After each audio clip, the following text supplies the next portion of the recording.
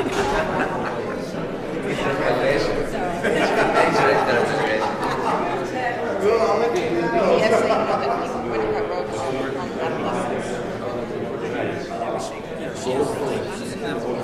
I think it's the.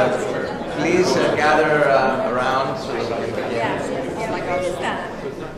It's part of the water. Okay, it's a real pleasure for me to welcome you in what is the last session of presentations in this fabulous event. We have two speakers. Ariela Sulai, who's to my left, will speak on human rights. She's a core member of the political thinking, political concepts discussion. I'm keeping introductions very small. She teaches media culture and modern culture and media here at Brown University, the author of several books on photography and radical politics, including most recently Civil Imagination of Political Ontology of Photography. And to my right, Federico Finkelstein, who teaches history at the New School, who is about to be chair of the department. Also has written several books, which one mention of fascism, populism in Latin America, and the Holocaust, including most recently the book Transatlantic Fascism. He will speak to us about populism. Ariela? Okay, good afternoon. In addition to thank the organizers, I would like to thank all the previous speakers, which really gave inspiring talk, and I'm very glad to present my talk in continuation of this conversation and those presentations. And I don't see Akil, but when Akil, when Akil was about to end the previous session, the morning session, he spoke after Elias. Last talk that maybe something should be done in relation to human rights. So somehow I think that what I'm trying to present here or to suggest is related to a vernacular human rights.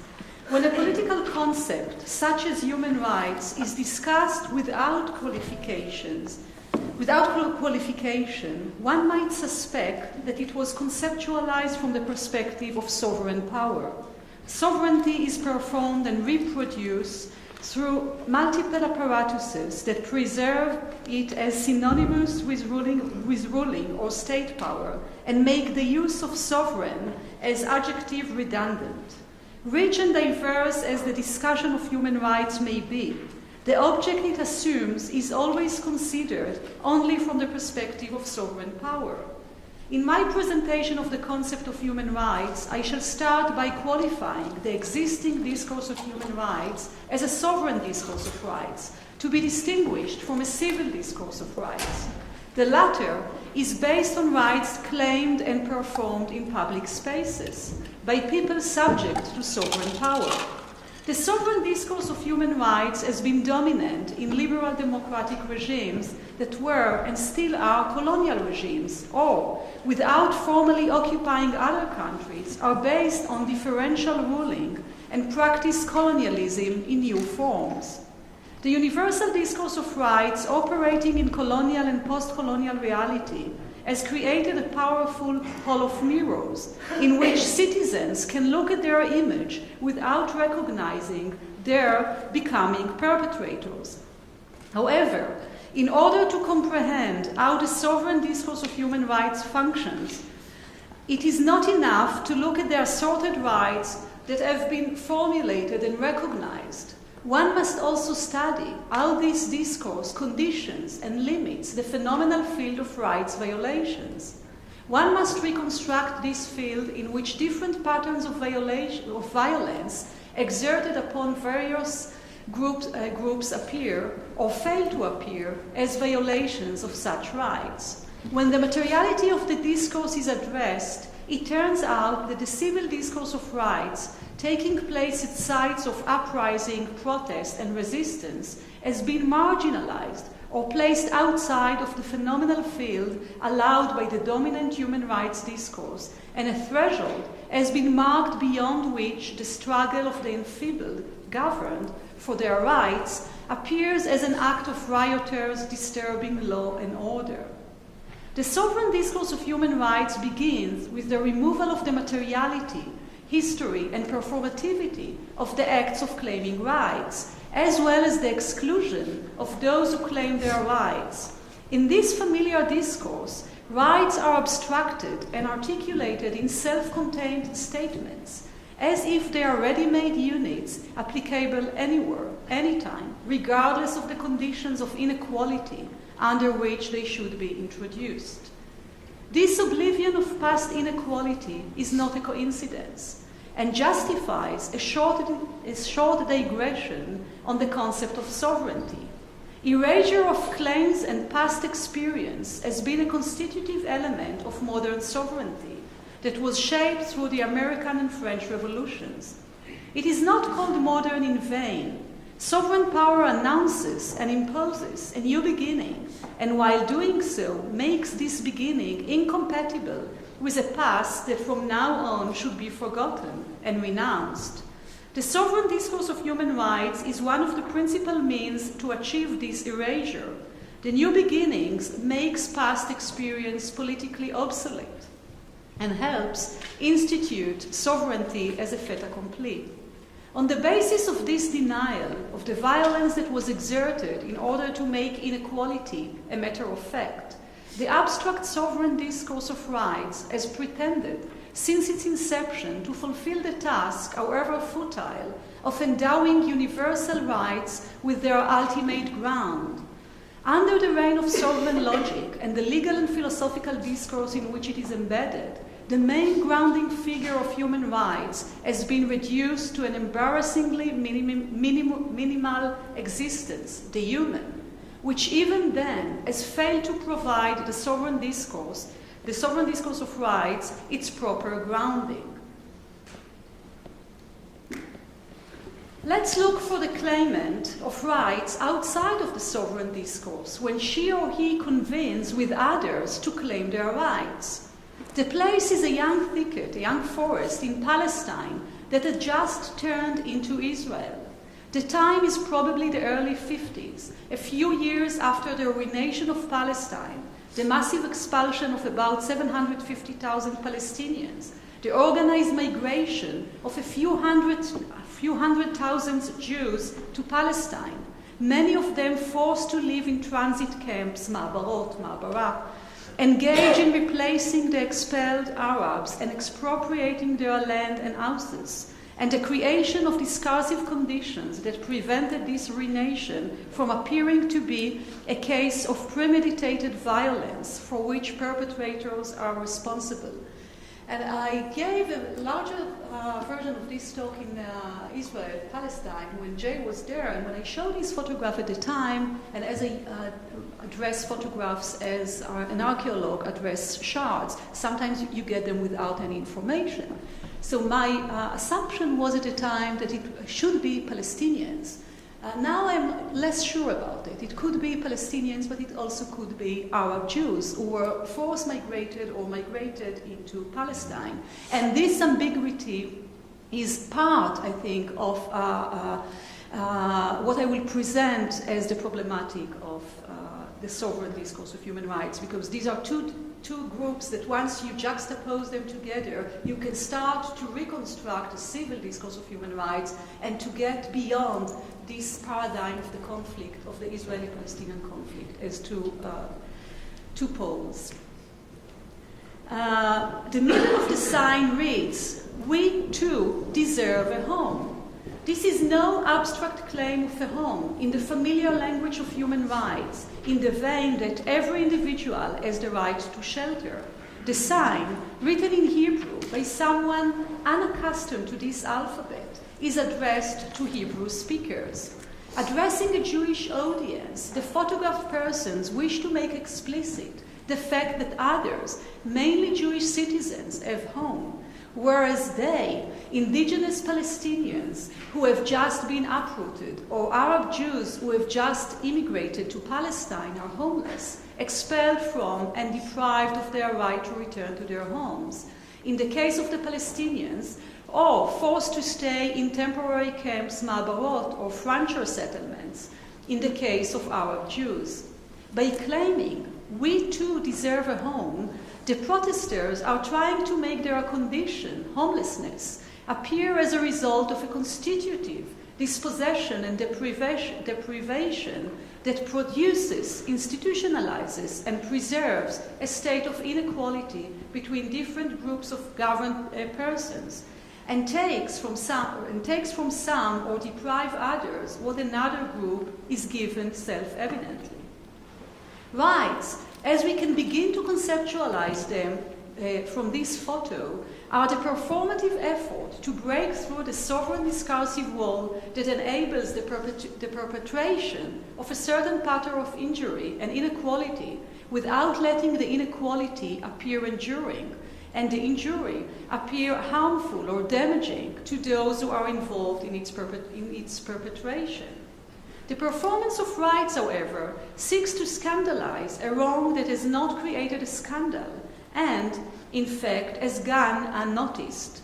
The claim of right presents this wrong as an outrage that hitherto has not burst forth, despite the injurious deeds that denied individuals and groups all kinds of things.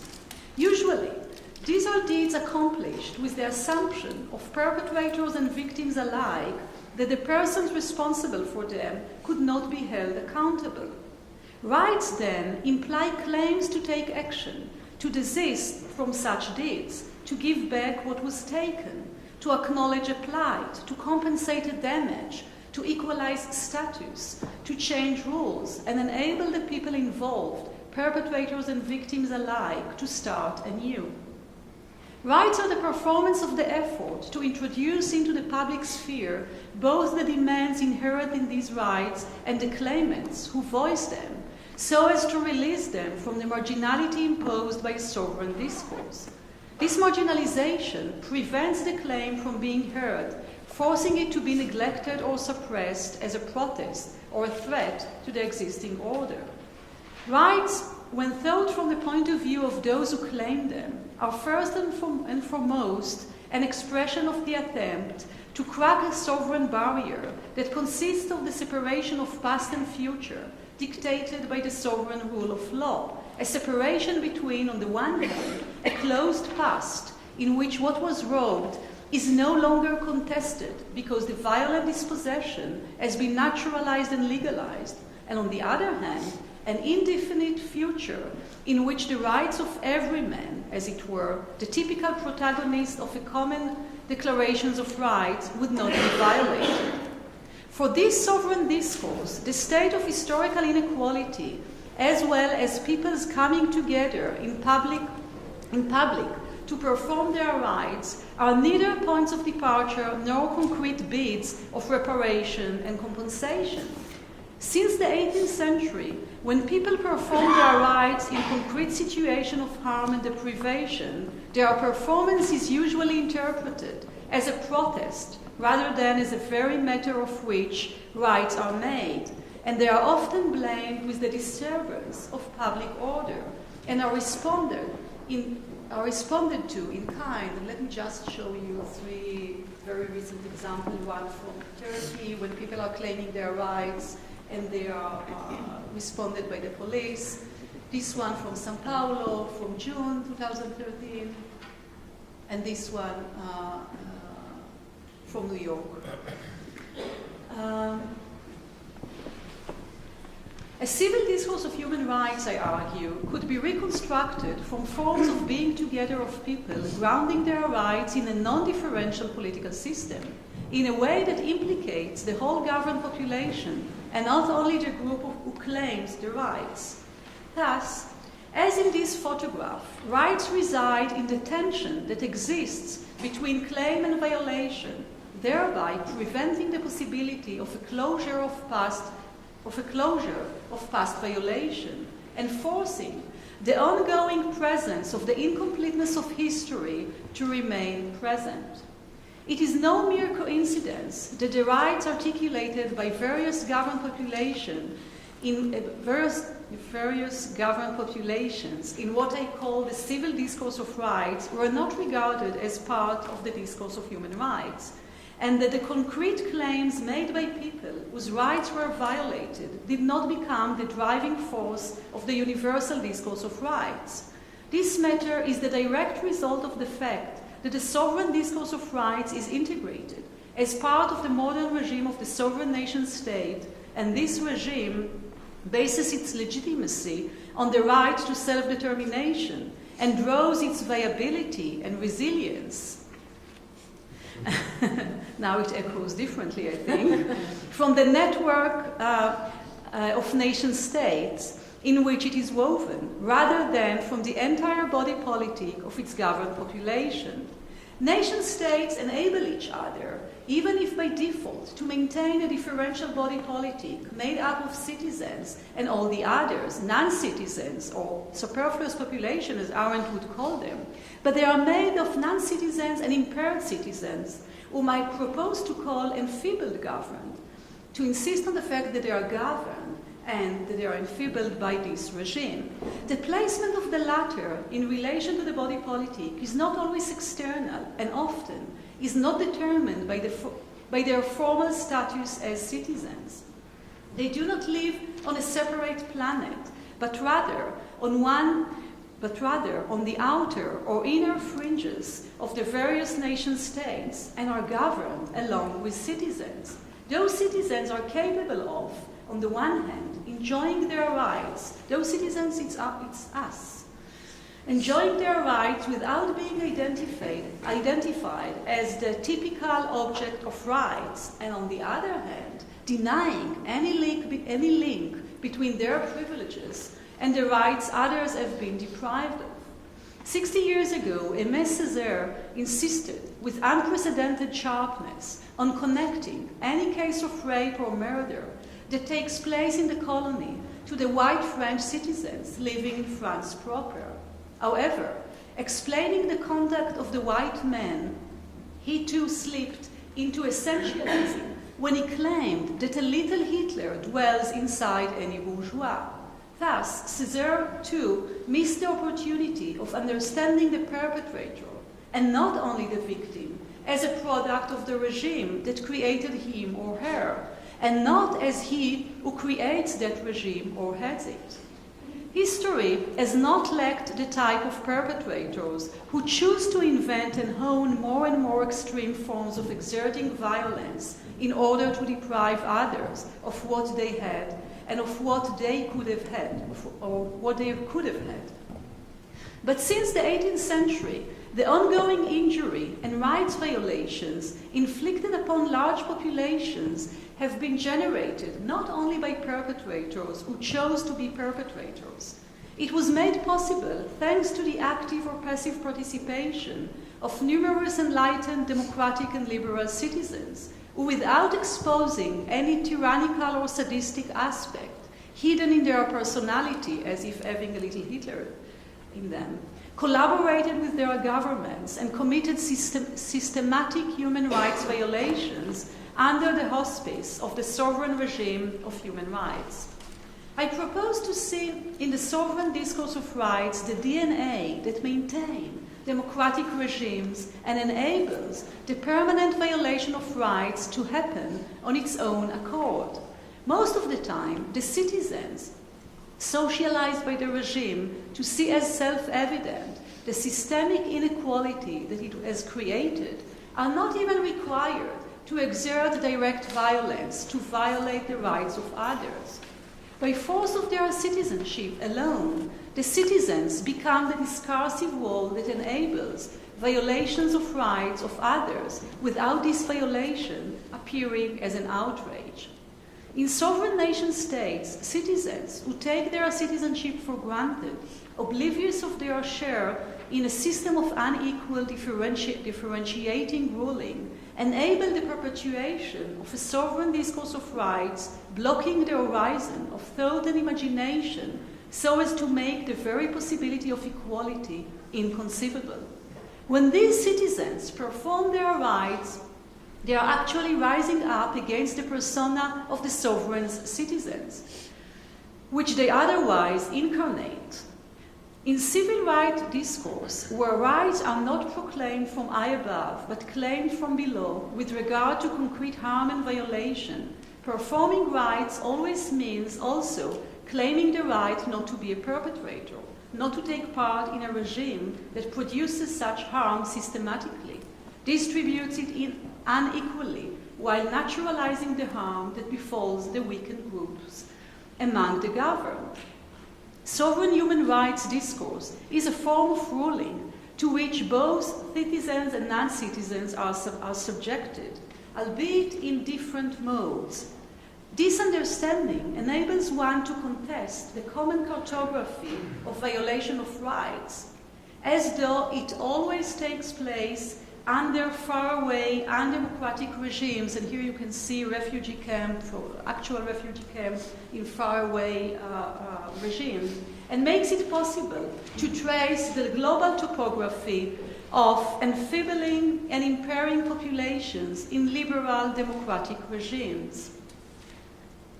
Such revised cartography would reveal how false is the commonplace association of the populations whose rights are violated with faraway places and with non-democratic regimes. And here, of course, the reading of this map would not be only of the camp of refugees, would be, of course, of the citizens living when those refugee camps are in their cities or in the outskirts of their cities. Since the 18th century, citizens have protested and risen up against the violation of the rights of others. This protest, often in the name of sovereign discourse of rights, did not contest the basic structure of the regime that violated those rights, the differential form of ruling that distinguishes between citizens and the enfeebled governed. Often, even when the privileged citizens were capable of recognizing violations of rights of those governed with them, they failed to recognize or question the form of differential ruling that was responsible for violations and limited their struggle to defend the rights of those enfeebled populations. Furthermore, aware of such violations and recruited into protecting the rights of the enfeebled governed, and even recognizing the responsibility of the differential form of ruling, the citizens of the nation states could hardly see that the regime that injures others was impacting them as well.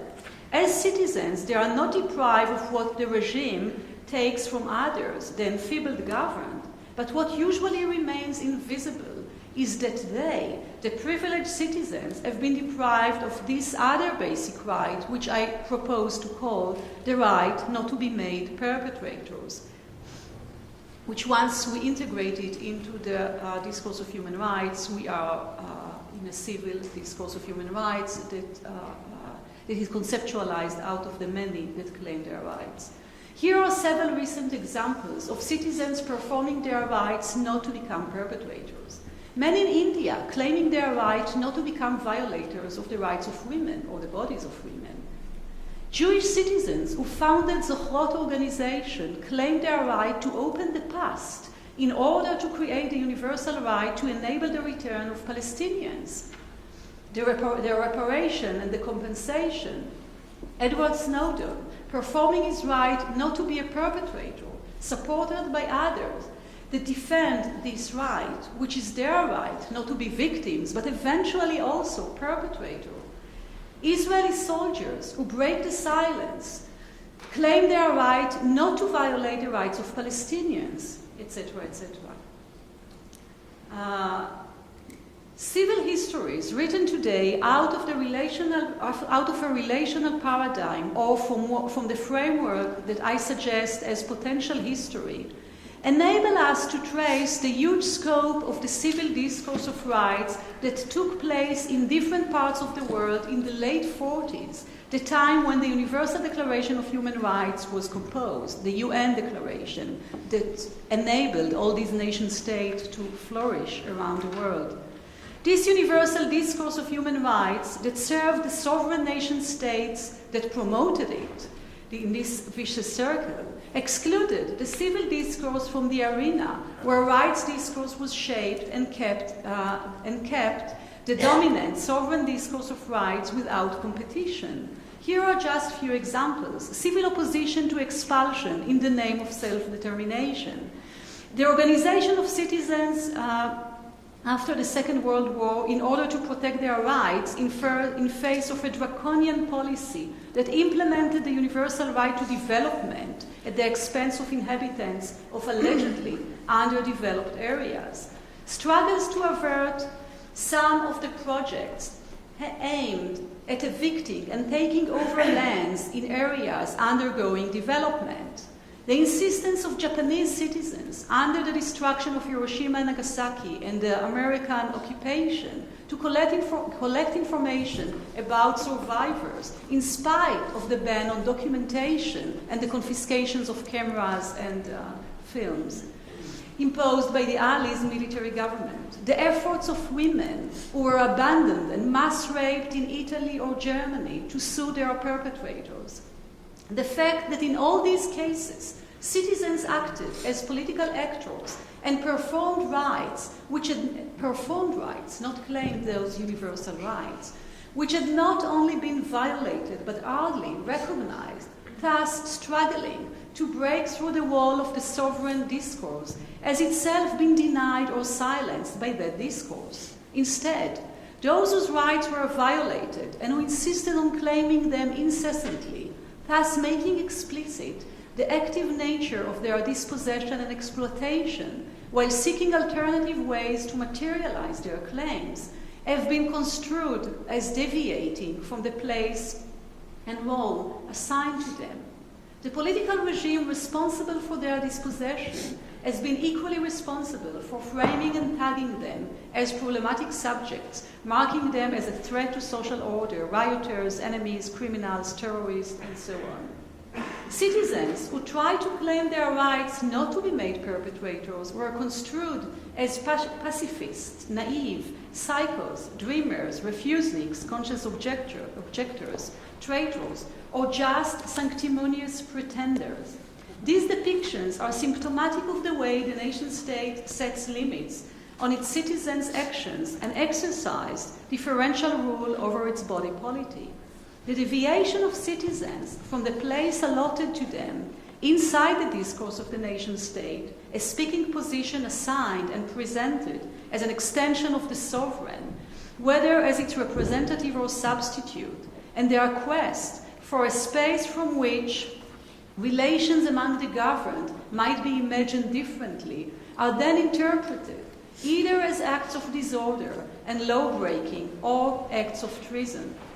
In a reality of inequality, right is a basis for action, an effort to create a shared space where the gap between those whose rights have been denied and others who have benefited from this denial would become unbearable. In such a reality of inequality, the performance of right is the opportunity to make this gap appear unbearable for everyone, not merely for the immediate victims of the violation, but for those who would continue to be perpetrators if they fail to recognize this gap, or if the regime failed to recognize them as perpetrators. Human rights, I argue, are a form of relation among people, something that takes place in their midst, among the many, a special operation on the form of their being with, and not something basic and primal, which every individual has or somehow contains. Right is a special form of relation because it is at the one and the same time the expression of that which has been denied, a claim to restore what has been denied, and an opening for a hope for restoration. Restoring what has been denied could take place once it is denaturalized and no longer appear as a particular problem of the claimants, but rather as an intolerable violation of human rights that concerns victims and perpetrators alike, the right not to be a perpetrator. In other words, right is both an articulation of a violent situation in which people are harmed and denied of something, as well as a horizon for amendment and change. A civil discourse of human rights actually reverses the direction from ground and prescription. Instead of seeking a universal source for the discourse of rights, all men were created equal in this type of lingo of universal human rights, its point of departure is the factual assertion all men and women are governed unequally with their fellow men and women. Those who take part in such discourse do not use the universal claim as a foundation, but rather as a common resource for joint action and as a prescription for action, and it is a goal to be achieved, to mend their relations in the light of possible equality, to heal the situation of inequality that has been imposed upon them in the name of universal grounding principles. All this cannot be found in the sovereign discourse of rights and in the international law in which it is embodied, but rather in the numerous sites of protest that multiple daily. Thank you.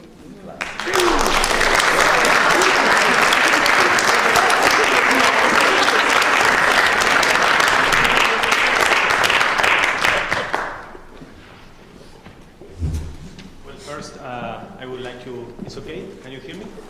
Can we just turn off this? Yeah, it's better.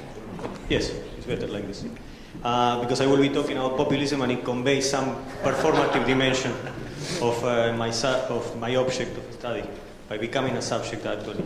But no, first I would like to thank the organizers for inviting me, as well as Michael Steinberg and the Goat Center for providing such an ideal setting for these discussions. Then I would like to present myself. I guess I am, if I am correct in this, I'm the only historian and the only Latin Americanist in this meeting, so it will not be a surprise that I will be emphasizing, perhaps even radically emphasizing, these two dimensions.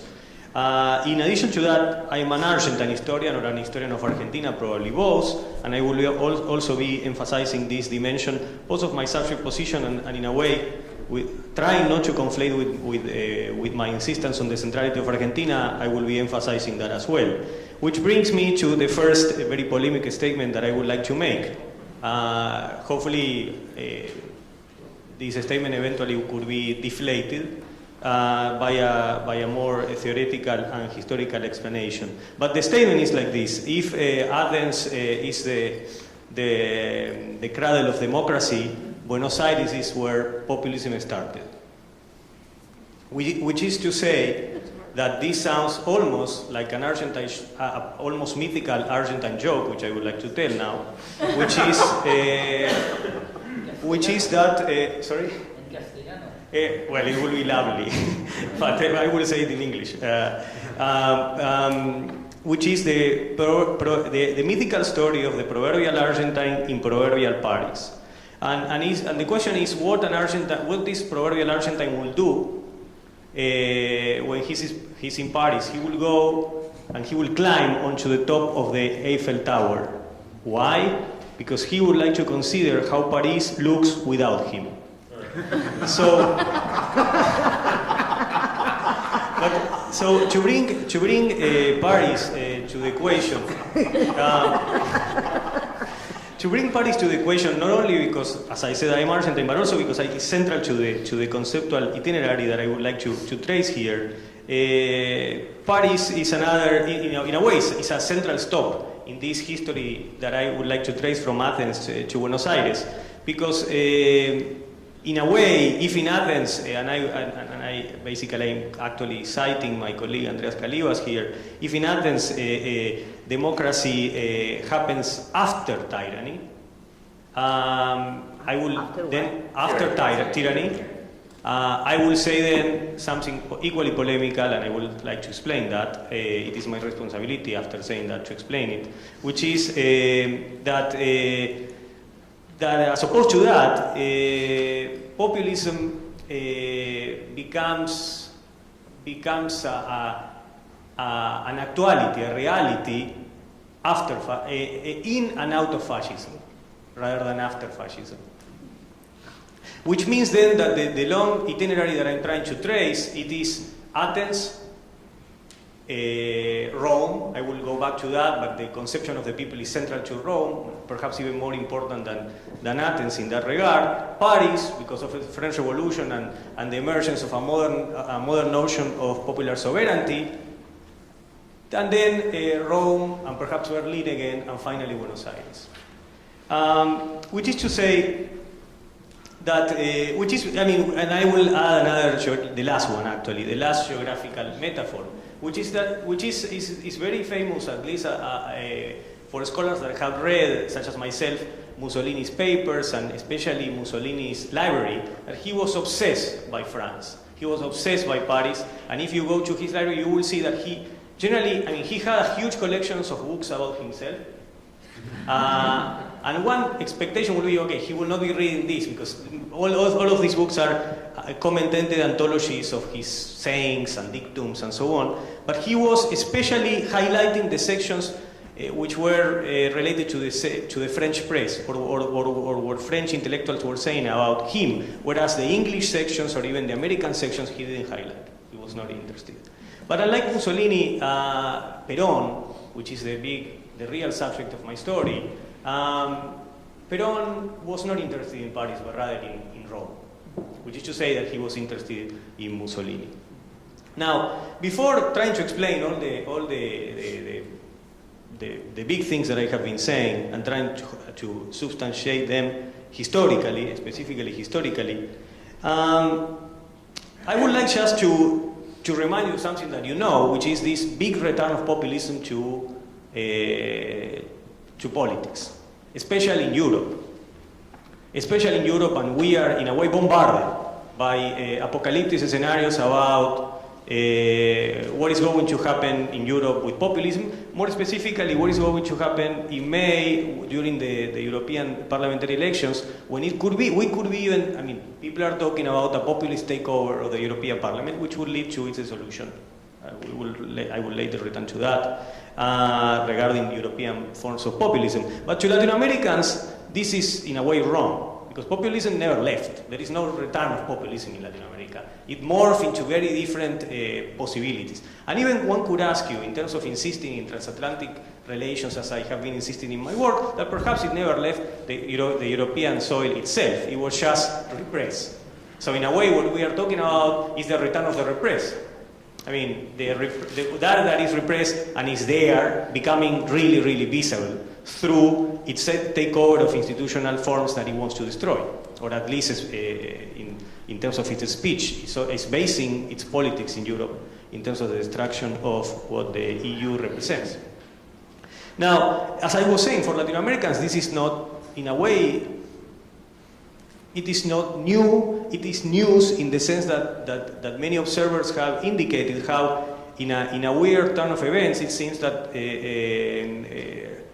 that Europe is following Latin American patterns of development, of particularly political development.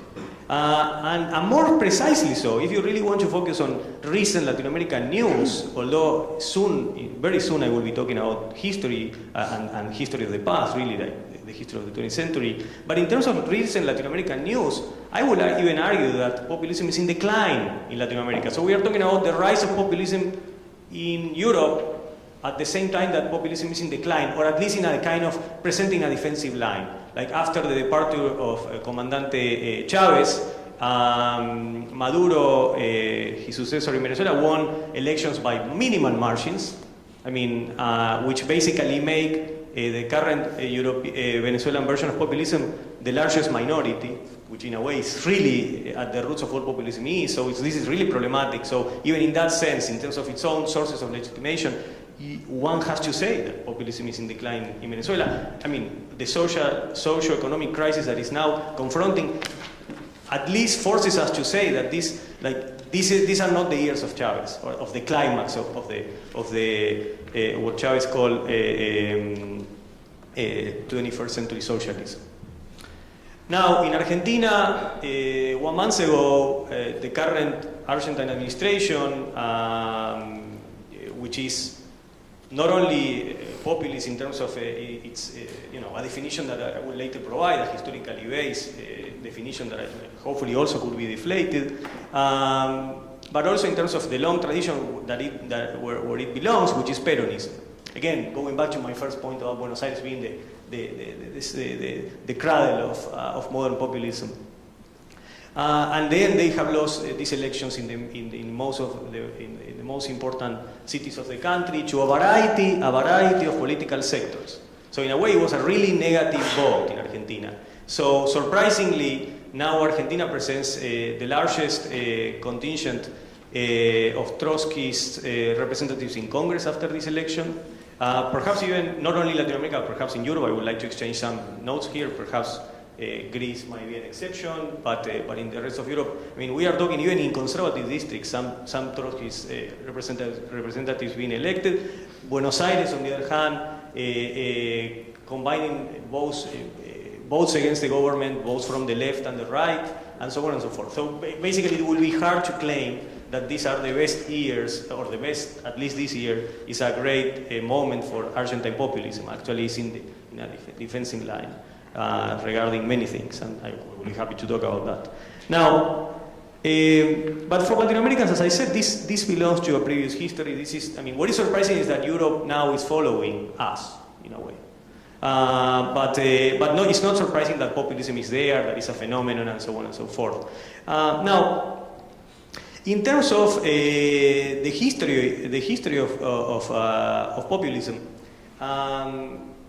I will say it one more time, and eventually I will engage it. I am claiming that this is a history that starts after 1945, in the particular reconfiguration that happens after the defeat of fascism in Europe as well as on a global stage. There is a new world, a new dichotomy emerging between liberal democracy and communism. And in Argentina, at that time, in 46, in 45, the elections, 46, you have a guy, Perón, that is claiming that the world needs to provide, that there is a need for another alternative, which he calls a third position, I'm quoting, that will be neither left nor right. This sounds familiar to many of us. Still, I'm claiming that this is not fascism, that this is modern populism. My claim, of course, is that, in a way, it emerges as post-fascism and as a reformulation of fascism for the Cold War era, for a new moment in history. So there is this very Argentine, of course. Let's go back to the joke. I mean, the joke is funny because it emphasizes, it has a kernel of truth, and emphasizes perhaps the less palatable aspects of Argentine nationalism. So there is an Argentine nationalist in Argentina who is claiming that Argentina should be the center of the world because we will reconfigure a position that will go against both liberal democracy and communism, presenting another solution, the third way, the Peronist third way. Perón also calls that national socialism, or in Spanish, socialismo nacional. So he's not talking about Nazism, although you just invert the words and you get that. At least nominally, of course. But the point it is precisely the point that it was not a nominal reproduction of Nazism or fascism, but rather, as I said, a post-fascism, a reformulation, a trying, in a way, an attempt to make it workable for the post-war and for the post-war era. Now, before engaging in the history, which is, of course, my topic of speciality, I would like briefly to talk about the theories of populism, because there is a lot of work by many theories that you know, and many theories depending on your knowledge of the subject that you may not know. All of this is very important work. None of them are historians. And in many cases, what I see as an historian, again, insisting on, my answer to the thing is a very particular answer. In a way, it's not an answer, it's a perspective. But my perspective notes that often in theories of populism, what you see is history working as example, as a mere illustration of things, and without a dialogue with historiography. And what happens then is that then when you don't have this, I would say, theory without any dialogue with historians, theory without contextualization, what you don't have basically, theory doesn't become a stereotype. Not at all. I mean, it could be, as in many cases that I will mention, highly suggestive and highly conceptual and deep, basically, to put it colloquially, or even in terms of the vernacular, deep, very deep. But it has to be said that as deep as it might be, it relies on stereotypes. It doesn't become a stereotype, but it relies on stereotypes and prejudices about the past, not on actual historical interpretations of the past.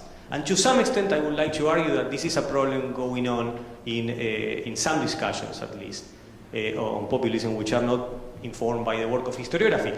Of course, this is not really going against theories, because historians need to be blamed for this, for not engaging the theories. So different historians working on different populist movements, they just not engage with this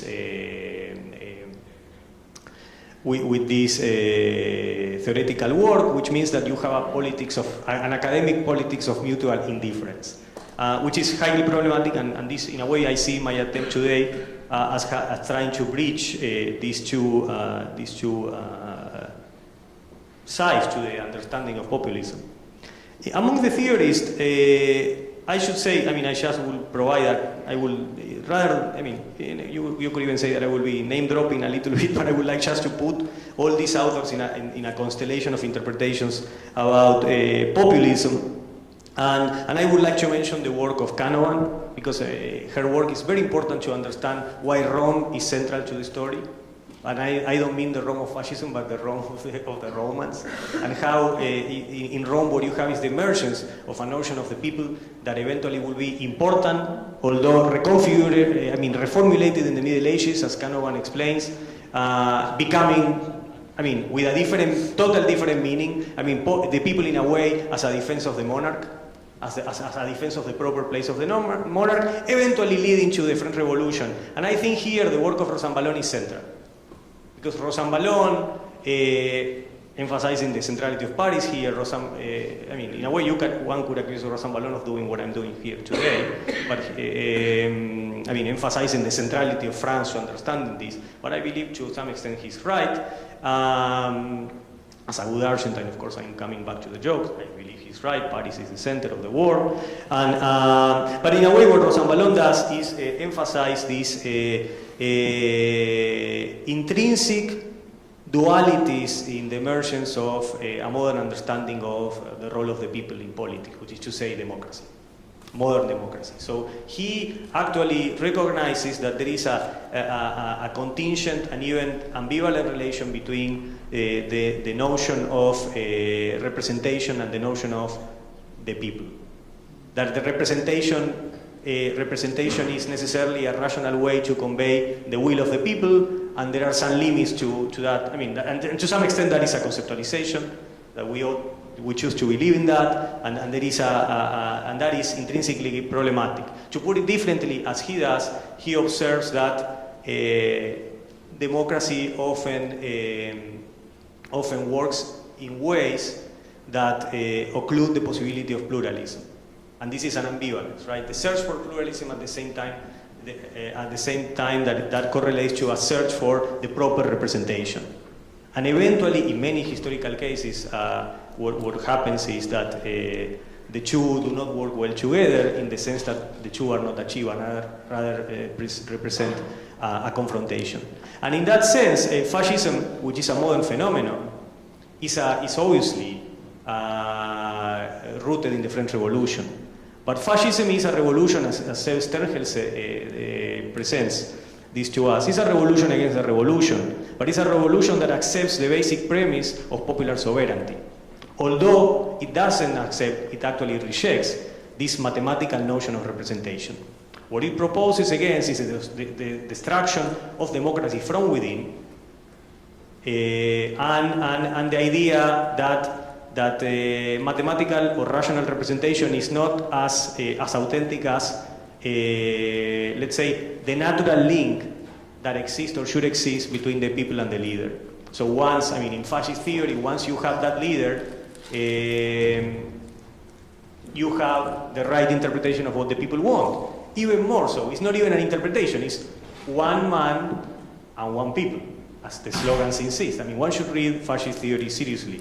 I think the slogans, in a way, tell many truths of fascism, or let's say fascist self-understanding.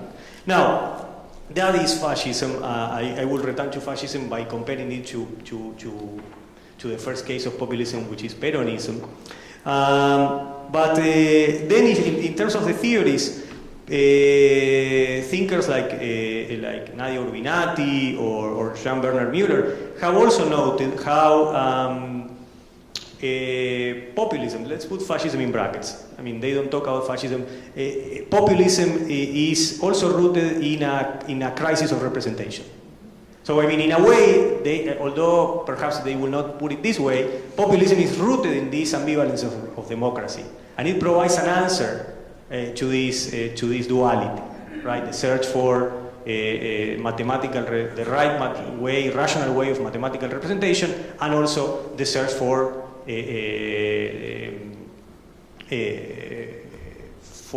the people. I mean, the idea that eventually the people are in government. I mean, this problem of representation. Now, so they talk about that, and I believe they raise both authors raise important dimensions of the problem, in the sense that, particularly in terms of the present. I mean, I will go back to the present by the end of my talk, but here I would just like to mention that they are focused on Europe and the emergence of Europe, I mean, of current forms of European populism, or let's say the new energy for European populism is rooted in what they see as a kind of technocratic elitist turn, which in European institutions that put brakes to these mathematical attempts to represent the people. So I mean, there is something that populism is denouncing here that is there, according, for example, to Urbinati, where she says, well, what populism presents is a new elite, which actually in populism is not a technocrat, but rather the interpreter, or even better, the person that really knows or even incarnates the people, the will of the people, perhaps even the best of them. Now, this is the moment in which I talk about my compatriot Ernesto Laclau, another Argentine who claims that Peronism is central to this populist equation, although our big disagreement is that, to use the vernacular again, this is great, this is fantastic for him.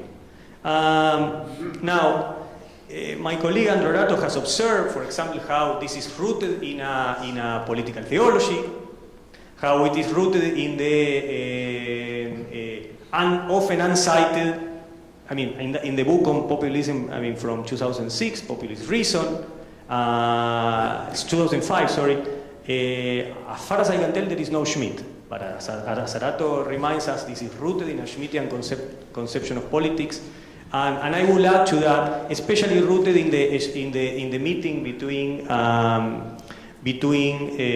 Schmitt and Sorel that one sees, especially in his denunciation of the crisis of representation that parliamentarism is providing.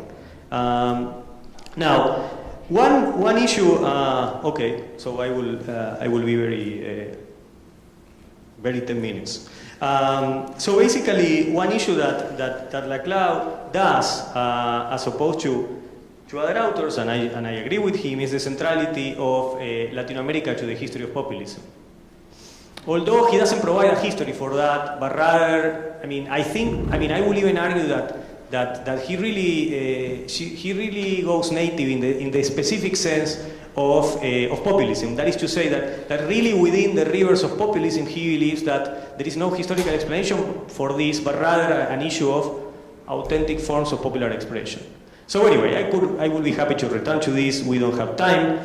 What he also does, and I fully agree with him, although he radically criticizes this author, which is Gino Germani, is to bring Germani really to the picture. I mean, Germani appears in all these discussions on populism as a kind of very formal reference to past discussions and a kind of, in just one or two citations. And I think his work is central to what's going on in the history of populism, especially because he was not an interpreter, but rather a person who has been an anti-fascist persecuted by the fascists in Italy, and eventually he came to Argentina, and I think he freaked out, because like many other Argentine anti-fascists, he saw fascism.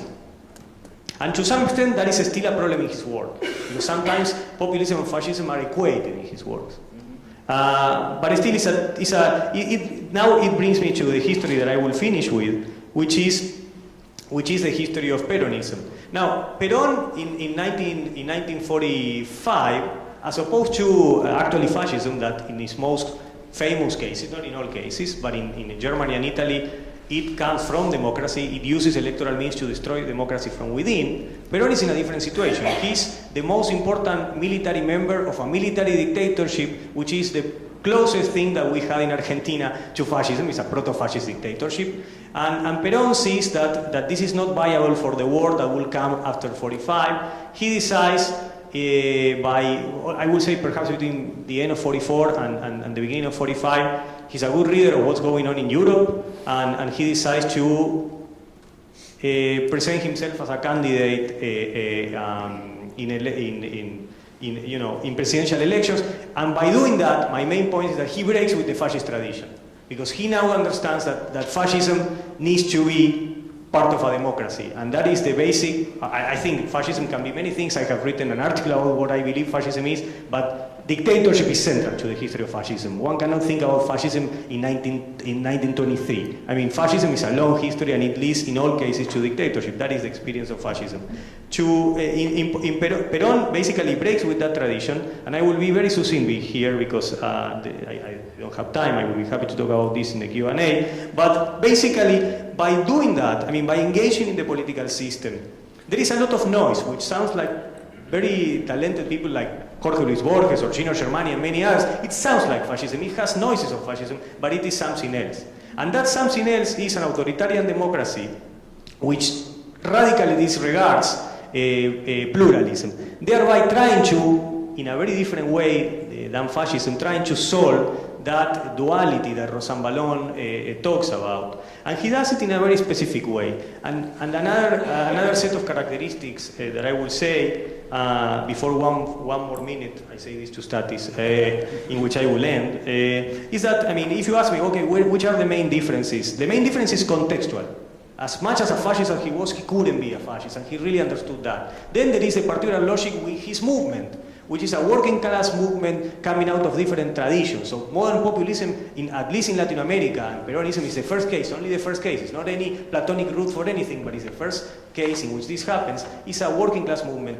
Fascism was generally a movement of the middle classes and the lower middle classes. In some cases, like Romania, there was peasant elements, but it was never a majority working class movement. So populism then emerges with a different class that changes also Perón's attempts to change Argentine reality. Low levels of violence, low levels of repression, authoritarianism, of course, but Peronist leagues, you can be many things, low level of anti-Semitism, low level of racism, and international integration, and really a pacifist position in Latin American politics. This is Peronism. Now, to finish, because I don't have time to tell you more about the history. I will be happy to talk about this later, and then you will have to believe me when I say that this is at the basis, and all this empirical, reading of the past is also interpretative, but it's based on things that on facts, basically.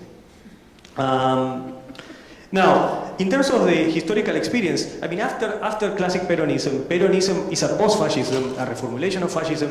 In 55, Peronism is toppled. Many Peronist elements of the right go neo-fascist again, which is very interesting. In a way, they abandon this attempt to reformulate fascism in democratic terms. They just return to fascism. It's the return of the repressed. The Peronist formations like the AAA they basically are killing people every 19 hours for a year in Argentina, for example, in 74. Their policy is totally different. It's a return of the repressed, it's a return to fascism. Eventually, in the 1990s, what you have is a new and novel at the time reformulation of populism, which is free market populism. In Argentina, out of the Peronist tradition, in other cases, out of other traditions. This is the fact that Peronism is attached to democracy. This is a history. It doesn't mean that it cannot turn into something else. In Fujimori's case in Peru, he chooses dictatorship. He's no longer a populist leader. He's a dictator. And then eventually, more recently in Latin America, what you have is the so-called or self-called national and popular governments, which is a particularly non-Marxist reading of the tradition of the left within Peronism. And finally, more recently in Europe, what you have is a different type of populism.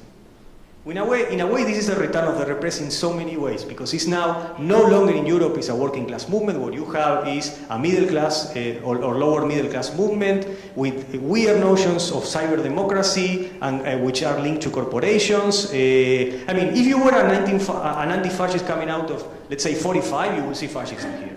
What I'm trying to say is that this is not fascism, but it's something that in a way is less, is less much of a change, in a way is less sui generis than the first formulation of populism, which is Peronism. Because in Europe what you have in many ways is the return of the repressed, of that memory of fascist violence that was repressed after 45. Thank you.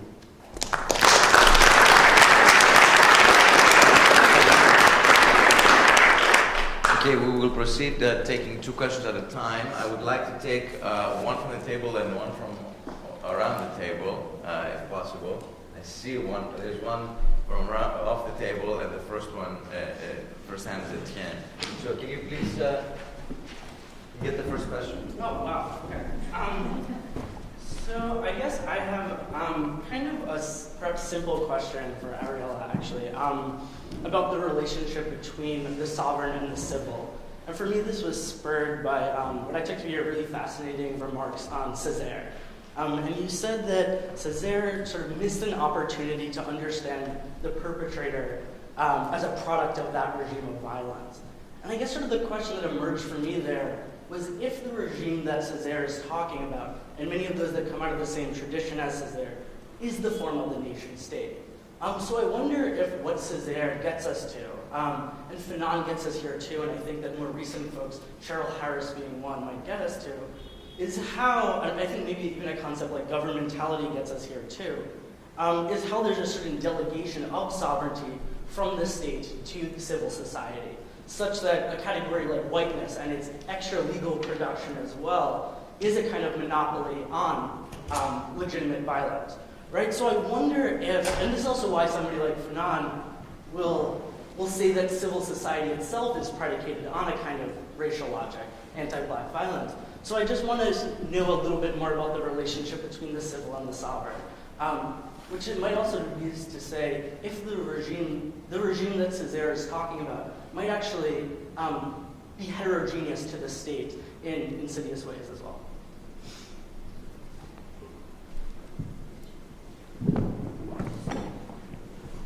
Okay, my question is for Federico. Let's try and not start a whole seminar. Allow me to say, just to begin, that I perfectly understood that you didn't mean to be offensive, and you have every right to express reservations and criticisms. But to indicate that la clause essential, and incidentally, I mean, I admire Ernesto, but I'm not exactly on his lines. But to indicate that his main theoretical source should be looked for in Schmitt is a little paradoxical for somebody who has derived, at least initially, his main concepts from Gramsci. I mean, that's a little shocking. I wonder if you would address the following question I have too.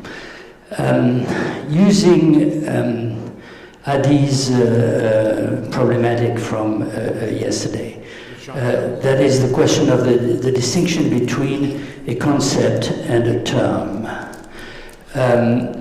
So it seems to me that you have been essentially trying to elaborate from a historical point of view a concept of populism. But let's put it, I mean, nicely. I'm not against that.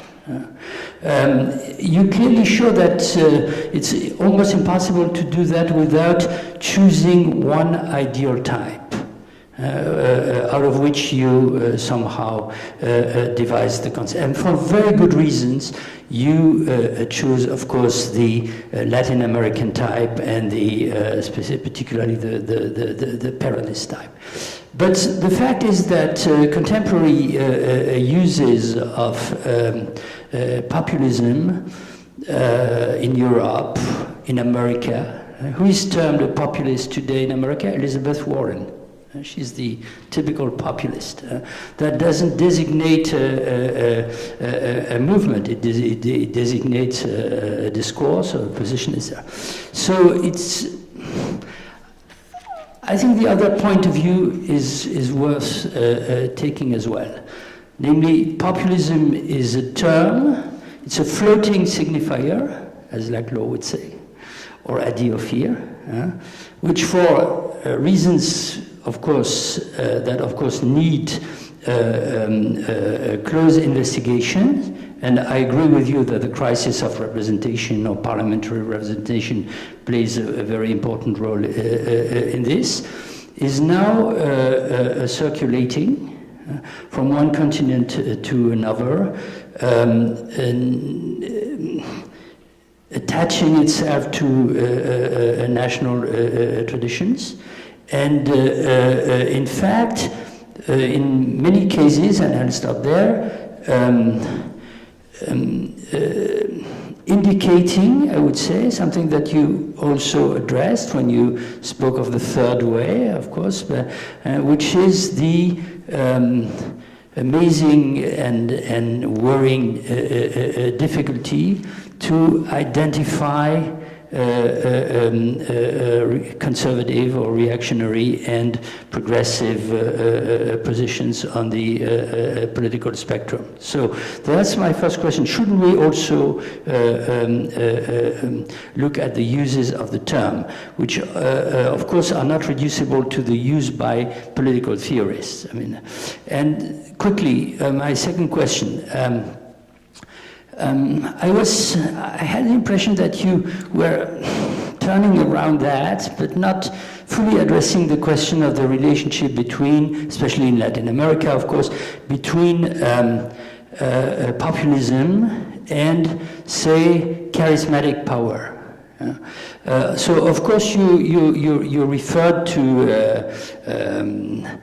you didn't say it in German, but the idea of a privileged, natural, or perhaps rather supernatural link between a people supposedly unified and a leader, but in the end you left that aside. And well, I'd like to hear more from you on that. One, because historically in the history of, I'm not as versed as you, but of the category populism as a philosophical and political theoretical category to describe, etc. You have a very interesting shifting between Bonapartism, Césarism, populism, caudillismo, liderismo, etc.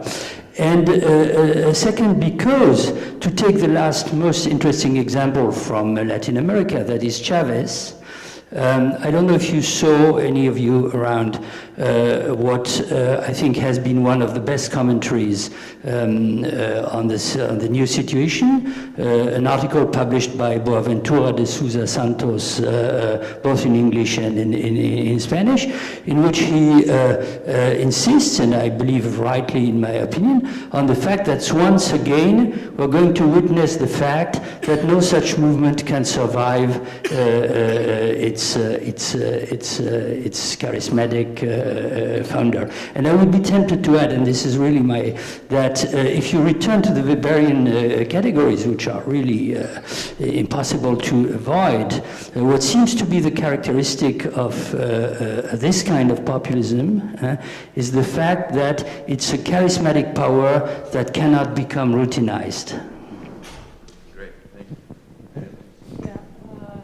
So it's a very complex question. I'll try. I cannot answer everything.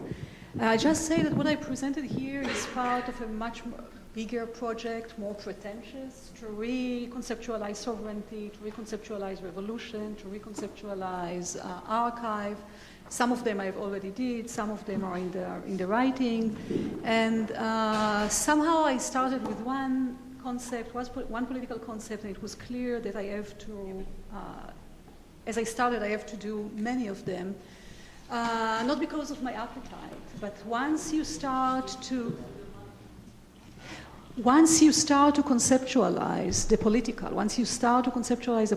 from those sites where people are getting together and claiming their rights, people are creating their own archives, people are using the archives differently, people are excluded at a certain moment from the revolutions, and there is a sovereign revolution or national revolution that is conceptualized as the concept of revolution, you understand that you have to start to qualify those political concepts. Revolution, so you have to qualify revolution, what we have as a concept, as a sovereign revolution. And you have to conceptualize the way that women, the way that black slaves revolted. This is a completely different thing. So starting by qualifying the concepts and then necessarily conceptualizing the civil. So this is the first step I would say. And this is based on my work on photography, because somehow as I reconceptualize photography, not as the vision of the photographer, but as the trace of a coming together of the participant in the event of photography. So looking at photographs and in relation to the French and American revolutions, looking at pictures, I started to conceptualize it from elsewhere. And then you have this Schmittian concept of sovereignty, which is at once. Today we heard from Bonnie another alternative to the Schmittian concept, and I think that what I'm trying to do in my work is yet another alternative to the Schmittian concept, and to disconnect the sovereign from sovereignty, so to suspend the decision of the sovereign as what will stand for sovereignty, and to reconstruct the way that sovereignty is implemented. And the way that sovereignty is implemented is understanding of a political regime. And understanding of a political regime means, when we speak about human rights, not only looking at what was done to the population that stands for the victims, but to understand how the regime was implemented. And when you speak about white supremacy, I think that we cannot speak in relation to white supremacy and to reconstruct only what was done to the black population and to write the black history as a separate history. We have to write a common history. And this is a very difficult task. And we lack the conceptual framework for it. And I think that many in this room and many other, Suzanne, many other are trying to write history, a common history of of particular areas. And César, for me, is very important because César links the victim and the perpetrator.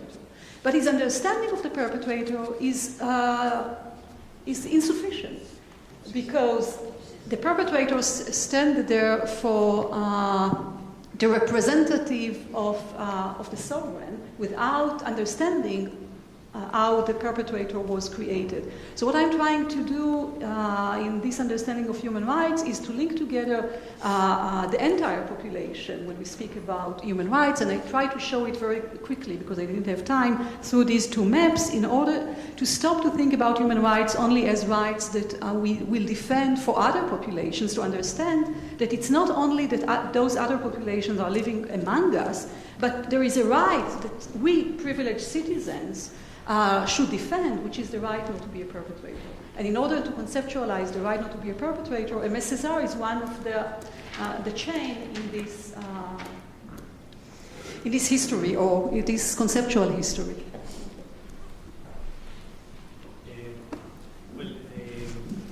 Thank you very much, Etienne, for your questions. And going back to Laclau, I wouldn't say that I'm a big admirer of Laclau, but of course I really think that his work is essential to the understanding of populism, in the particular sense that he really gets it. He really gets what populism is. I would differ with him on one particular movement that he does, which is when his excellent diagnosis of the object of study becomes prognosis, and in a way he goes in a radical, in my opinion, radical normative challenge to our understanding of politics as such, because for him then populism is the nature of politics. It defines politics as such. So if you are not within his own understanding, you are somehow out of politics. And this reminds me of something that current Argentine President Cristina Kirchner said at the New School the year I started there the year I started teaching there. Somebody asked her, she was a senator then, she visited the New School, and somebody asked her, not me, I would have loved to ask the question, but it wasn't me. Somebody asked her, what do you think about populism as a way to define what you are doing here? And she said, well, I hate when academics ask me this about that term, because in order to understand politics, you need to be a politician, you need to be within politics. And what I mean, which is very, I think is very symptomatic of her lack of understanding for, let's say, a plurality. Yes, exactly. To her lack of understanding of a plurality of possibilities for understanding democracy and the political. So if you are not within politics and you do not do politics as she understands, you are doing politics, because we are doing politics conceptualizing the political. Or I would like to believe that in a way, hopefully. And the thing is, that lack of understanding betrays a lot. After that, she became very, very close to Ernesto Laclau, to the point that he is considered the current theorist of the government. There was an interview today in the Argentine paper La Nación, typically Argentine, because the journalist is a psychoanalyst.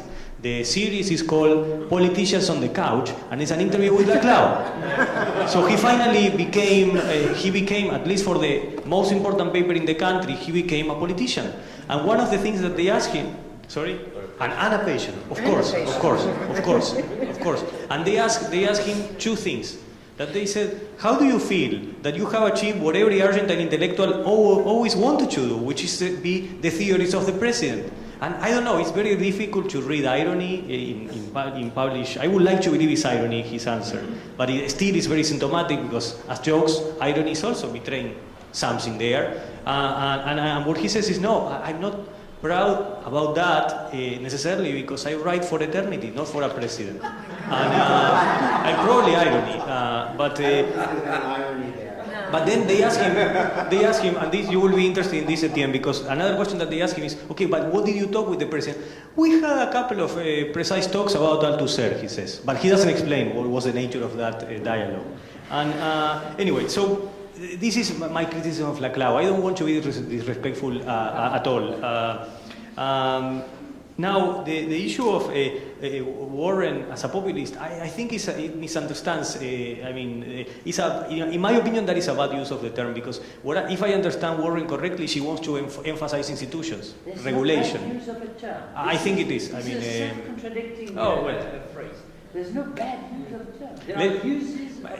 Sure. But my point is the major dimension of populism is its insistence on the relationship between the one that understands and the people. And Ted Cruz, for example, in his 20-something hour speech, he says many times, he insisted that he was speaking for the people and he was the people. And even if the people was not a majority, he knew what people wanted. And you don't see that in Warren. It might be populist, but not in the sense of classic populism. Perhaps I don't understand her correctly. Now, what you said about charisma... We agree that we disagree. You want a concept, and I suggest that we should also look at the uses of the term. Sure. Of course, would not yes. Okay. be subsumed under a concept. Yeah, I've got 5 down, probably more. Bonnie and then Andres. I'm going to go through by order. Well, it's actually not much of a comment. Microphone. It's just a very brief, quick comment. It's just to say, first of all, both papers were great. Ariella, I loved your this condensed peek into your large project. And it just reminded me of this, what you were calling the right not to be made perpetrators. Sounds very much like the movements, the various movements called Not in My Name, Not in Our Name, which Rancière refers to as disidentification. And then that just made me, so I was curious, if you had any outreach into that literature, but then also it occurred to me that you were inverting each other in your approaches, because populism is all about all in our name, all in their name, and you're not in our name.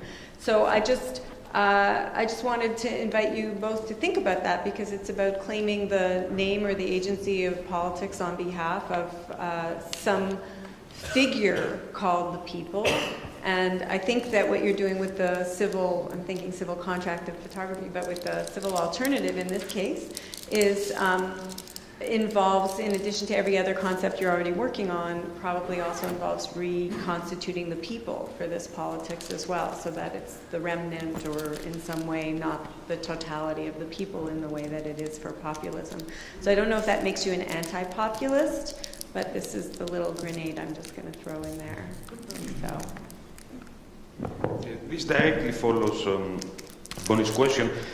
Also, I find very interesting the distinction between the two discourses of human rights, but I don't think that, or at least in this presentation, you convincingly disarticulate them. And I see the Rancièrean paradox coming back to you.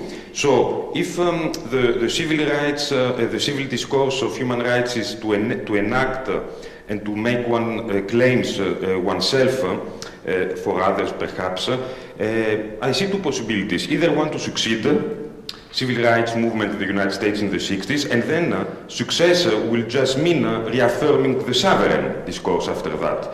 Or to be constantly, à la Derrida, fighting against a sovereign, that then you have a dualistic kind like police and politics in Rancière, that we have to accommodate ourselves with this dualism. We have to accept the sovereign discourse, because otherwise we don't have to fight anyone. There will be no reason to fight. Or if there is victorious, then it becomes again a sovereign. So I don't see how you can go out of this if you limit politics to simply claiming rights. It needs to be something more than claiming rights. It cannot be only that. The second question, very quickly, because it might relate to my own misunderstanding, the right not to be made perpetrators. Why it is a right and not a duty? Why you don't want it as a duty? You have a duty not to be a perpetrator. But I don't know why. So this clarification. Federico, I liked very much your vision of interpretation that Europe now is following. Finally, it was time to decenter Europe in this way. But I think that in Europe things are even more ugly now, because populism, and I don't know if the case in Latin America, also it is fed by anti-migrant racism, very much. And this makes populism to be so close to right-wing return of the repressed. This is the future of Europe now. Either we are going to go in the far right, or we have to go in the far left. I don't see any other option in the middle, because of question of migration. And the interesting thing about European populism is that at this moment there is no left populism in Europe. Tsipras is called... No, he's called by the right-wing populist, a populist. There is no populism in Syriza. Okay, we can debate that. Yes, but then I agree with the right-wing government in this. You are in agreement with the right-wing austerity government, if you call him a populist. So my impression is that if in Italy, for example, we don't have a left-wing populism. In Spain, we don't have a left-wing populism. In France, we don't have a left-wing populism. Okay, maybe we disagree on populism of the terms, as we understand. So I want to say in this, do you see similarities or differences with Latin American populism in those two elements?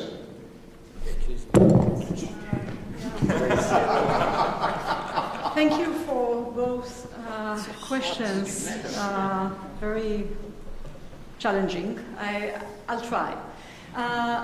Bonnie, as the project is conceptual and historical, I'll try to start with some history. Not in my name. The similar for me would be in Israel, the protest against occupation. Don't do it in our name, etc., etc.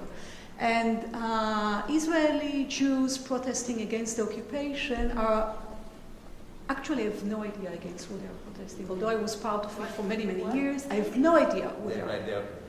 Say it again. I have no idea what they are protesting against. I mean, they are protesting against as if the regime that is the regime of the occupation is not their own regime. So they are protesting against some hypothetical subject in the name of an hypothetical sovereign or whatever. So I think that the day, historically, I understood that protesting against the occupation is, I don't know how you would say it in English, but like passing water in a passerelle. Yeah. Not in my name, for me it's similar. What I'm trying to understand in relation to the right not to be a perpetrator is that protesting against the occupation or against the foundation of the regime of Israel is a protest that should be formulated on behalf of the entire population.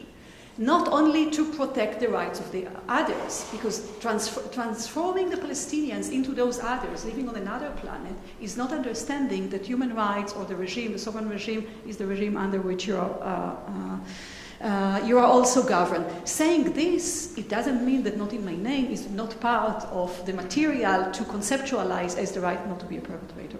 But this is why it is not my immediate. But as I'm not alone, and here I think that I'll move to my answer to Andreas, because it's the same answer at the end, because the work that I'm doing, I'm not working alone.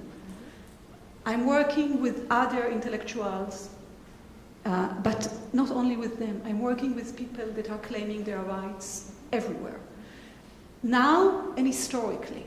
So it is an effort, first of all, not to be alone when we conceptualize or when we imagine a future community or a present community.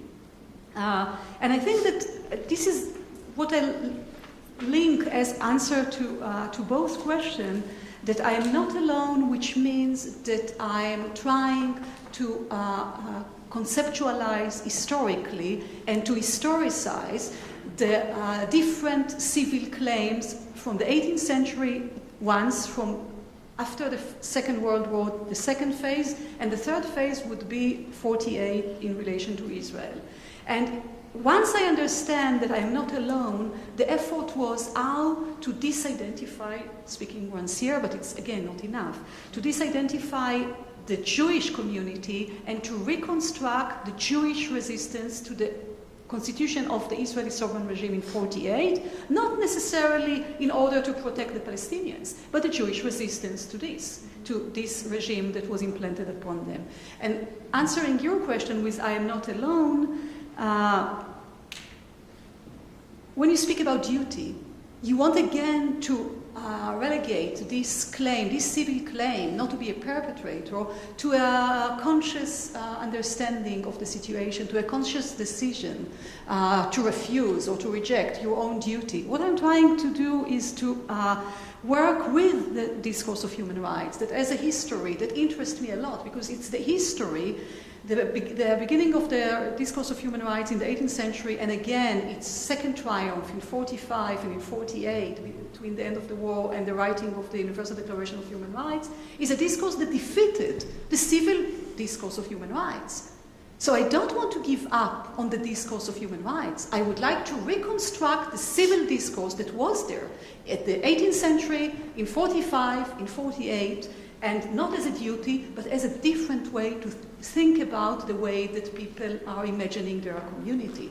And you say, but if they will be victorious, they will be against sovereign. And here again, you are not qualifying the sovereign. And this is my effort. They will be again national sovereign in relation to all the nation states that are in the world, because the whole world is made out of nation states. Since 45, it is true to every place except Palestine and the Vatican. So if they will be victorious, Vatican, sorry. So if they will be victorious, they will be sovereign, but sovereign as we know in nation states. But I think that if we will conceptualize sovereignty together with all the people in the public squares that are conceptual, that are giving new understanding to sovereignty, we might maybe one day come with a different understanding of sovereignty as a civil sovereignty. But it's not upon me, of course, to deliver. I mean, Not alone. There are many others that are working on it in public squares, in this room, and elsewhere. But I think that what we are trying to do is to qualify the political concepts that we indoctrinate to reproduce without qualifications. Yes.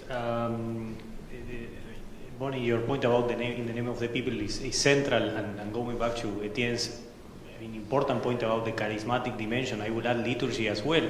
That is central. The constant reclamation of the name of the people to be embodied, and Laclau is right, incarnated in the leader. In that sense, he's fully right. There is a misunderstanding about generally populism, which you just mentioned, the Vatican.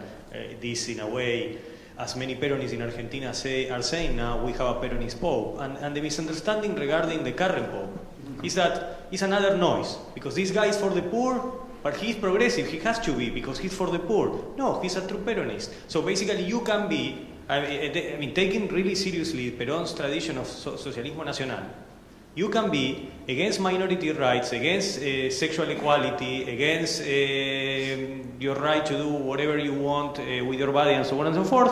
You can be against that and being for the poor. That is the tradition of Peronism, which is also rooted in a much longer tradition of social Catholicism. And that is also the root of big chunks of fascism as well. So, this is something that, going back to Peronism, is central to the equation. Because, the main, and this is in a way lacking in Europe. Because Perón's reformulation of fascism implied a rejection of the I am sure we will all agree in this table and here in this building, and probably in many streets of the city of Providence and elsewhere, that basically Perón's reformulation of fascism rejected something that now no one of us likes. He rejected fascism, racism, he rejected the legacy of the Holocaust, he rejected anti-Semitism, he rejected war, empire, communism, of course. But no, of course, yes. It was. If you ask me, it was essentially anti-communist. It was the anti-communist response to the problem of the social. Yes, yes. But the question is, then he rejected all that, and Peronism as a reformulation not only did that, but really addressed the so-called term of the time social problem. And what they meant by that was that there was a real redistribution during classic Peronism of economic equality. It really changed the rules of the game. The poor were less poor after Peronism. This is a fact. There are statistics about that. You could argue the same, although with meager reasons of that, about Chavez and the current Argentine administration. The paradox, or perhaps the package, is combined with an increase in a diminishing of political rights. This is the paradox of populism. In Europe, I don't see that at all, because it's the coming back of racism, and by the way, one more thing, Peronism, as well as Chavez and the Kirchners now in Argentina, are emphasizing all the time Latin American integration. And they are against these typical nationalisms that are produced all the time in Europe. So basically what you have in Europe is racism, xenophobia, against integration, against institutions, and against, in many of these, you don't even see that social Catholic policies that Perón was advocating. So in Europe, that's why I agree with you about the return of the repressed. In a way, the title for this should be, I know it's only one word, populism, but I will call it from fascism to populism and back. Okay, now I'm experiencing the horror of the moderator. Because we have 10 minutes and there are 5 at least that I recognized. So I think that we're going to just have the questions fielded. Please be brief, and then there will be a response. I think that's the best way to do it. We only have 10 minutes. So that, 15? Even 15 is not enough. Anyway, it's Susanna, Gil, Chiarina, Jacques, and Michael in that order. Okay. Just to come back to the exchange between Federico and Etienne earlier about the bad use of the term, and Mike. Sorry? Mike. Oh, the mic. Sorry. Michael.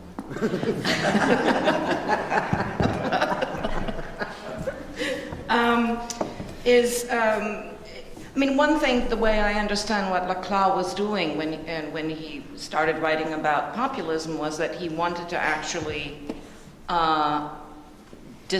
make it politically indeterminate. Deliberately. That seemed to me that was his strategy. in order to make it possible, and I think Etienne is absolutely right that he gets this from Gramsci and, you know, sort of hegemonic strategies. Just Derrida. Yeah, and some everybody. Okay, but Gramsci, and not Schmidt. But in order to, and this is sort of, you know, if we come back maybe to the resilience discussion earlier, you know, in order to get a term to be able to have some kind of critical valence as opposed to being occupied by the right, and so in that sense he was doing something along the lines of what, you know, Bonnie was doing earlier, which was to make the term usable for the left, and so therefore to be able to enter into the political at the level of, well, to open it up for a kind of, you know, popular or populist, but, you know, but ideally democratic politics. And my sense is that you don't want to go there, right? And you want to, from what I'm hearing, what you're saying is that you want to define it as some kind, as a phenomenon that actually does belong more to the right, and but also as something that is a kind of placeholder that you name post-fascist, and so I guess I would like you to talk more about what you mean by post-fascist. I mean, you know, I'm very interested in this because you know, I'm working on very similar issues about Italy, I mean, certainly when we would have to think about what's the difference between post-fascism and neo-fascism, which is a very, very difficult thing, I think, to think about. But you seem to think that populism is in a place that then stages the return of the repressed, right? In other words, it's some kind of political form that disallows, for instance, to get beyond fascism, right? And so I would just thought maybe you could say more about that. Who else was you?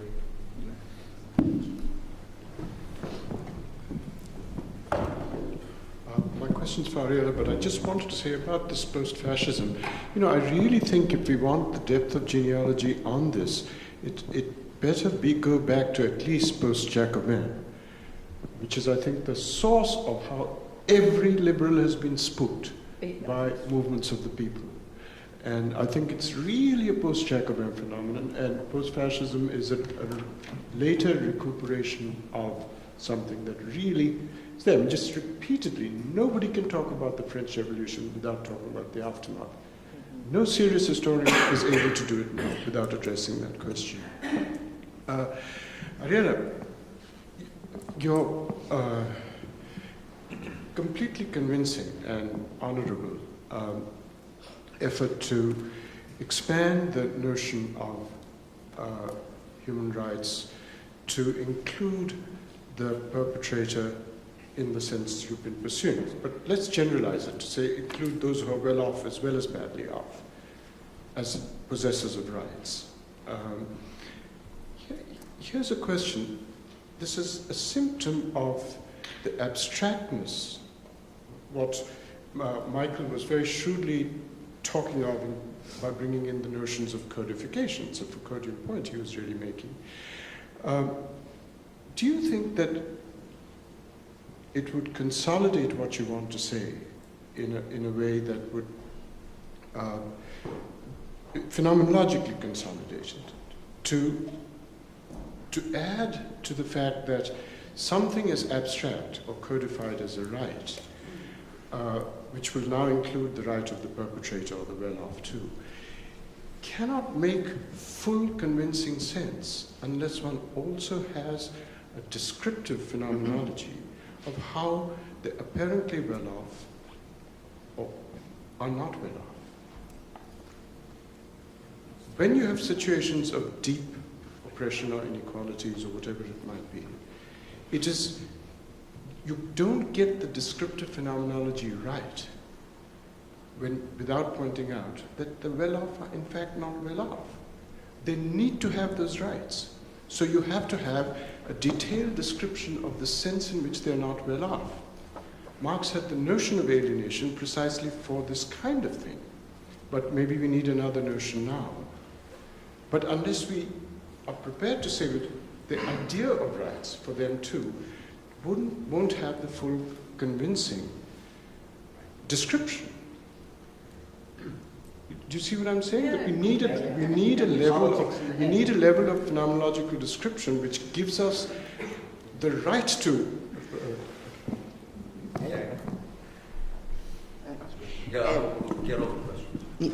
That's a question for Federico. It relates to Suzanne's question. It has to do with the relationship between what you call post-fascism and fascism. One of the major characteristics of fascism for me, and that's why I would never put it together with Nazism, or as in what you said, you implied you put both together, is that fascism, Mussolini fascism, is based on pluralism. Mussolini was reading Nietzsche and he wanted pluralism, unlike Hitler. So, first of all, fascism is not the same as Nazism in my mind. And then my question is, and I agree with you that contemporary pluralism is not, contemporary populism is not pluralist, right? Isn't that what you said? That contemporary, whether in Argentina or in Europe, it's not a pluralist movement. On the contrary, wants to exclude. I recall you said that. Okay, so if this is the case, then what is the relationship to fascism would be my question.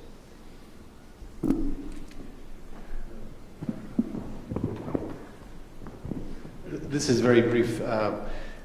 This is for both of you, and it has to do with the relation between two terms, the term common and the term popular or populist. And I wonder if we could get a little bit more precision on the difference between the common and the popular. In as much as they seem to line up with different forms of sovereignty, but they have different extensions. They overlap a little bit, but they have some serious degrees of contradiction. And in particular, I wonder if the opposition that lines up is something like the common is to solitude as civic sovereignty is to national or charismatic sovereignty.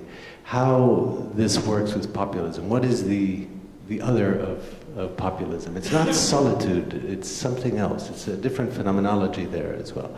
That's what I want. Thank you. Michael? I actually think I need to rethink my question in light of Akhil's last comment. But I wanted to hang on for a minute to the exchange between Andreas and Ariella about the right as distinct from the duty, not to be a perpetrator, which strikes me as very important. And Ariella, I've heard you use this trope powerfully several times, and I find it extremely compelling. I expected your answer initially to the question to be somewhat different. Which is to say, the desire to claim the right as opposed to the obligation to perform a duty. In other words, entering subjectivity in a different way. So that was really my initial question. But again, I think Akhil's intervention is very important, having to do with who owns the right to claim a desire or to claim a certain position. And as to the well-off, learning a discourse of the not well-off, and I don't say this glibly, this is something we experience in this university every day. It's certainly part of student culture in this university. And it really goes back to a well-known phenomenon in American student life where everybody is from the middle class.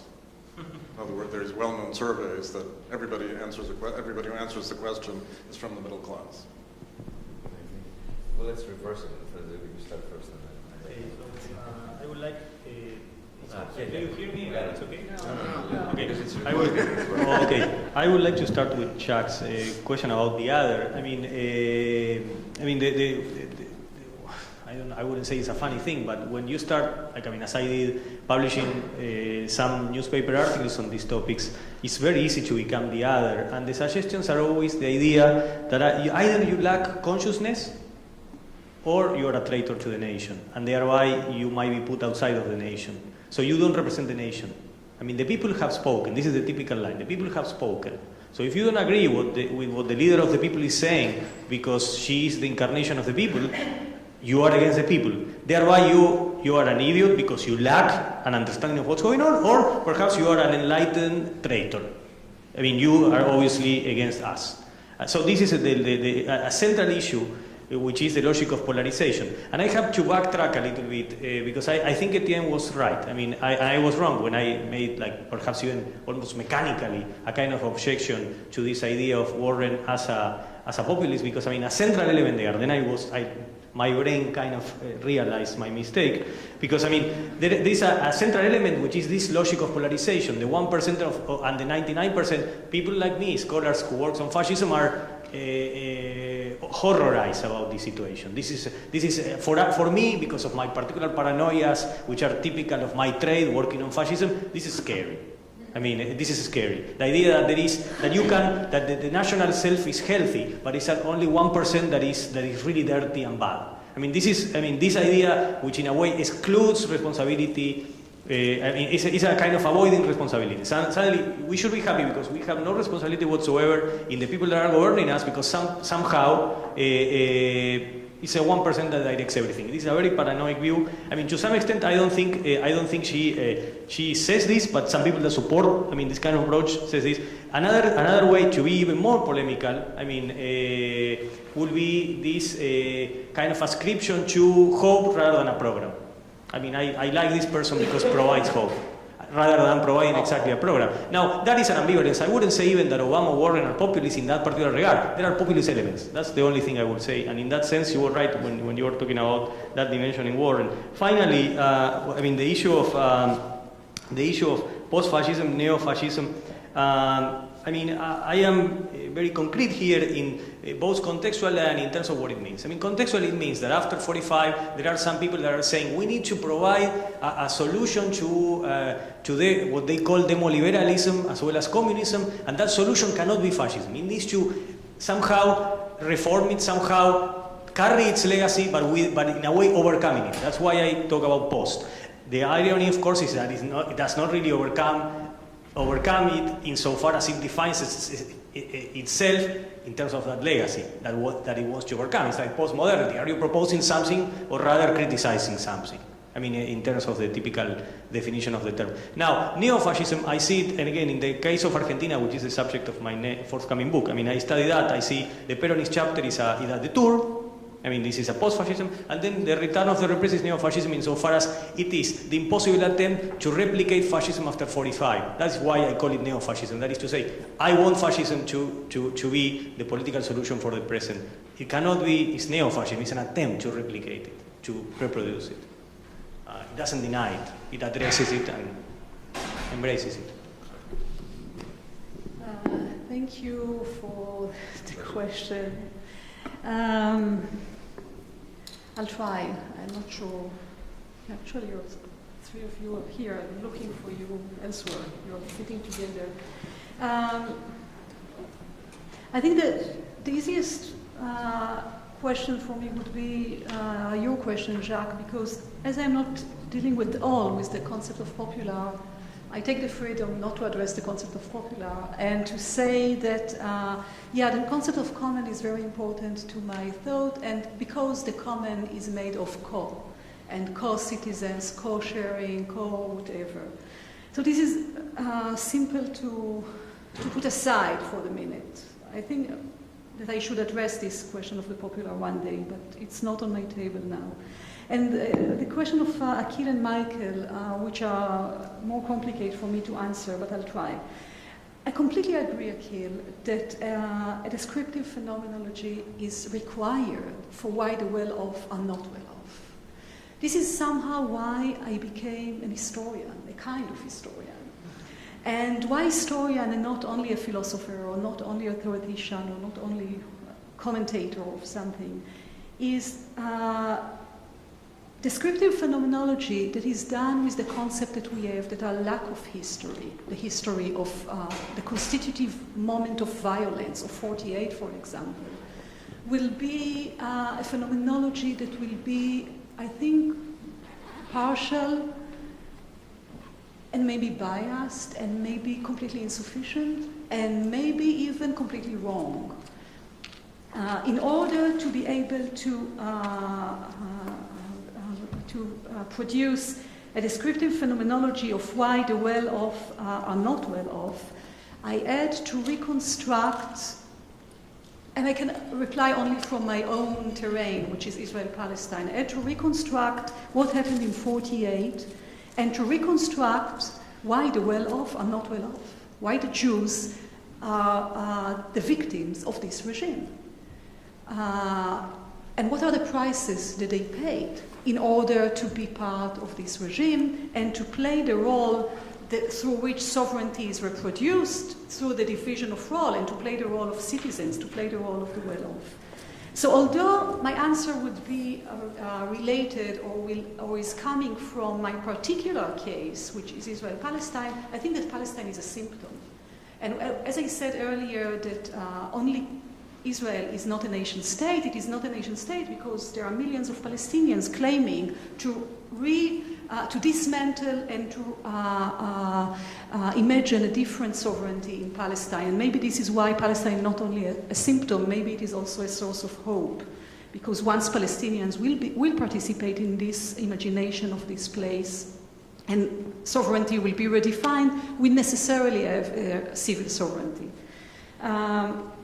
So coming back to the question of the descriptive phenomenology, so it started by reconstructing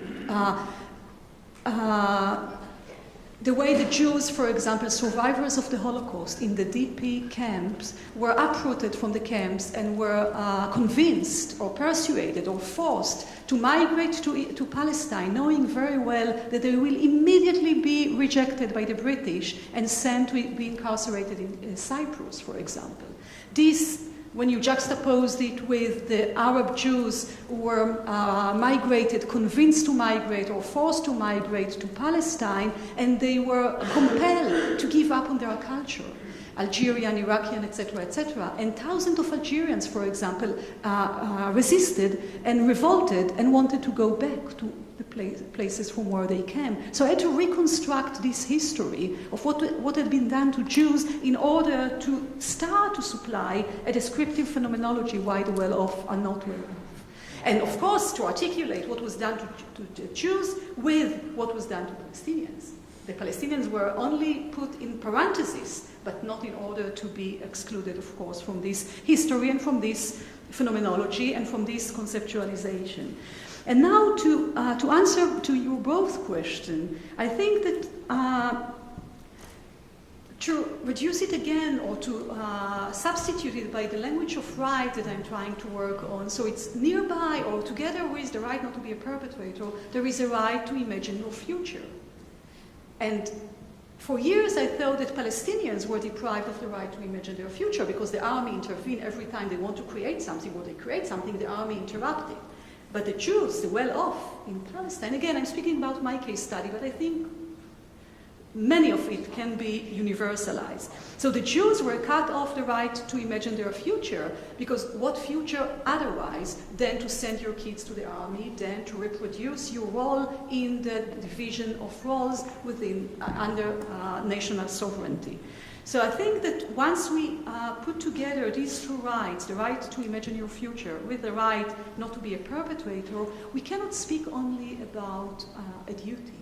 We are speaking about another entry, not only to subjectivity, another entry to the possibility of community, of the common, of imagining a different future. I just wanted to say one thing, and just in enormous support of what Ariella has said. Saying something just in enormous support of this position that Ariella is taking, and also a kind of caution about thinking about what the consequences of doing it are. Because this right not to be a perpetrator, I would argue in some ways, is what those of us who have been arguing that colonialism produces the colonizer and colonized has been for some 20 years. This is what we've been trying to do, is to make sure we treat that as one analytic category, that we look at who that colonizer is. The problem with it, though, has been the kind of reaction that one gets to that project, that it's apologetic, which yours, I'm not saying yours is in any way. This descriptive phenomenology, though, ends up, I mean, if you look at Adorno's authoritarian personality, you know, basically a failure, that all the work done on colonial madness, that madness is a product, what it produces is damage, it's perversion in the perpetrator, right? These distorted psyches. The work has been so difficult because any move you make is taken that you're somehow making amends for, I'm not even suggesting that you're in any way, but there's something strange. My own experience of 20 years of doing that, I mean, I was really condemned from the very beginning, and Edward Said was one of the first people to condemn it. Edward said, and he can't start distinguishing among the differences among the colonizer. He says there's a political project here. And we really had a battle over it. And Akil's going, oh no, but it wasn't just Edward Said. What I'm saying is there was a very strong, to do anything, to create anything but two-dimensional perpetrators in some sense, was, and has been, a really, really problematic. And so that descriptive phenomenology is, we have a lot we can work with and work with you in doing it, because there's just a lot of material there. Thank you. Okay. I think that we're done. We're going to take a break.